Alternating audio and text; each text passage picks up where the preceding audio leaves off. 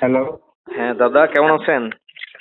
এই তো ভাই, কেমন আছেন? এই তো ভাইয়া, ভালো আছি। আচ্ছা সুবল ভাই, এই তো সাকিব আল হাসানকে দেশের ক্রিকেটে ফেরানোর একটা সম্ভাবনা তৈরি হয়েছে, ব্যাপারটা কিভাবে দেখছেন আসলে? ব্যাপারটা তো খুবই ভালো আমাদের ক্রিকেটের জন্য ভালো।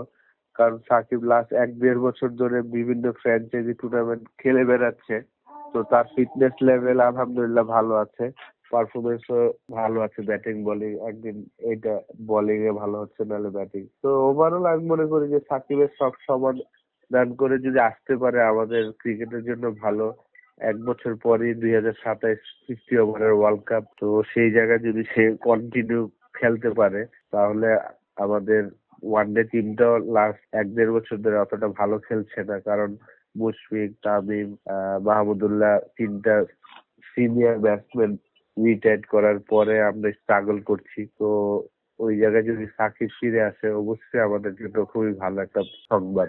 আর সেটা হচ্ছে যে সাকিবের এই যে ফিটনেস লেভেল, আপনি বলছিলেন 2027 বিশ্বকাপ খেলার কথা। সাকিবকে ছাড়া, সাকিব টিমে থাকলে আসলে বাংলাদেশ দল কতটা উজ্জীবিত হয়, কিংবা কি কি সুবিধা পায়, আর না থাকলে কোন কোন ক্ষেত্রে আমরা আসলে একটু পিছিয়ে যাই? না, যদি সে থাকে তাহলে তো আমাদের ও একটা প্লেয়ার দুইটা প্লেয়ারের কাজ করেন, ঠিক না? 10টা ওভারও বল করতে পারে, আবার টপ অর্ডারে ব্যাটিং করতে পারে। তো এটা তো খুব একটা লাক্সারি একটা টিমের জন্য যদি ও থাকে আর কি। যেহেতু তার লাস্ট 1.5 বছর বিভিন্ন ফ্র্যাঞ্চাইজি টুর্নামেন্ট গুলা খেলছেন, ফ্র্যাঞ্চাইজি টুর্নামেন্ট গুলা কিন্তু ইন্টারন্যাশনাল মানের খেলা হয়। তো সেই কারণে আমার মনে হয় যে ফিটনেস লেভেল বলেন, পারফরমেন্স সবকিছুই তার ঠিক আছে। তার যে সমস্যাটা ছিল সেটা যদি সমাধান হয়ে যায় তাহলে তো আমি মনে করি যে খুবই ভালো বাংলাদেশ ক্রিকেটের জন্য। সামনে বিশ্বকাপ, আমরা তো আর বিশ্বকাপে যাচ্ছি না, তো সেক্ষেত্রে বর্তমান যারা ক্রিকেটার আছেন তারা তো আর মাঠের ক্রিকেটে ওইভাবে থাকছেন না। 5 তারিখের থেকে আবার একটা টুর্নামেন্ট শুরু হচ্ছে, তো এই সময়টা ক্রিকেটারদের প্রতি ব্যাটিং কোচ হিসেবে আপনার পরামর্শ কি থাকবে? দেখেন, এই বছর আমাদের প্রচুর ক্রিকেট আছে, হোম এবং অ্যাওয়ে সিরিজ।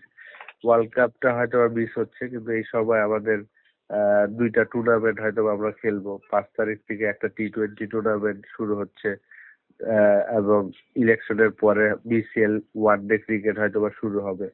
তো আমাদের খেলোয়াড়রা হয়তোবা ইন্টারন্যাশনাল ম্যাচ খেলবে না, কিন্তু তারা কিন্তু ক্রিকেটের মধ্যেই থাকবে। আহ এইটাই আশা থাকবে যে এই খেলাগুলা তারা যেন সিরিয়াসলি খেলেন, রেগুলার যেন পারফরমেন্স করে। কারণ আমাদের এই বছর প্রচুর হোম অ্যান্ড অ্যাওয়ে সিরিজ আছে, ওই সিরিজ গুলাতে ভালো করতে হলে আমাদের সবার ফর্মে থাকাটা খুব ইম্পর্টেন্ট। ক্রিকেট কোচ হিসেবে, আপনি ব্যাটিং কোচ, এই হিসেবে কোনো ক্রিকেটারকে নিয়ে ওইভাবে স্পেশালি কাজ করার ইচ্ছা আছে কিনা, কিংবা আপনার কোনো প্ল্যান আছে কিনা এই সময়টায়? না, আমরা বিপিএল এর আগে যেমন হেড কোচের অধীনে আমরা একটা চমৎকার ক্যাম্প করেছিলাম, 1-to-1 প্র্যাকটিস। তো অবশ্যই যদি ওই অপরচুনিটি থাকে, যদি কোনো খেলা না থাকে তাহলে তো অবশ্যই হয়তোবা হেড কোচ যেহেতু আছেন উনি একটা প্ল্যান তো করবেনই ডেফিনেটলি।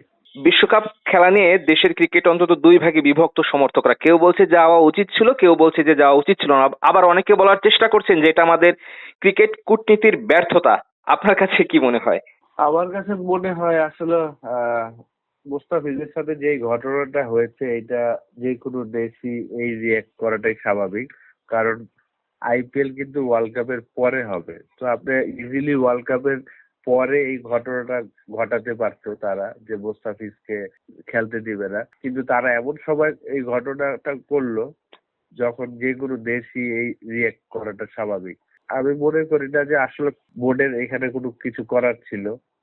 প্লেয়ারদেরও তো সিলেকশন হয়েই গিয়েছিল, যেহেতু গভর্নমেন্টের একটা এনওসি লাগে সব মানুষের জন্যই, সেই জায়গায় আসলে ক্রিকেট বোর্ডের কোনো হাত নাই এখানে।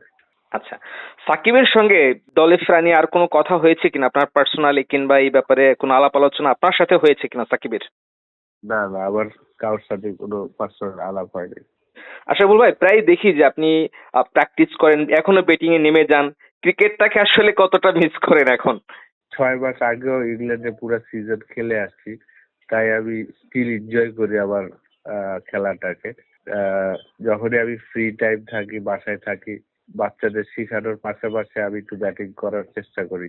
অনেক ক্রিকেটারই আপনার কোচিং করানোর পাশাপাশি ক্রিকেট একাডেমি গড়ার স্বপ্ন থাকে, যেখানে সবাইকে খেলা শেখাবে। তো আপনার এরকম কোনো ক্রিকেট একাডেমি গড়ার কোনো প্ল্যান কিংবা এরকম পরিকল্পনা আছে কিনা? ইচ্ছা তো আছে ডেফিনেটলি, যদি কোনো বড় জায়গা পাই তাহলে তো একটা একাডেমি করার খুব ইচ্ছা আছে। আচ্ছা, আপনি কি অসুস্থ মনে হয়, কিছুটা ঠান্ডা লেগেছে? জি ভাই, একটু ঠান্ডা লাগছে। ঠিক আছে আশরাফুল ভাই, থ্যাংক ইউ সময় দেওয়ার জন্য আমাদের।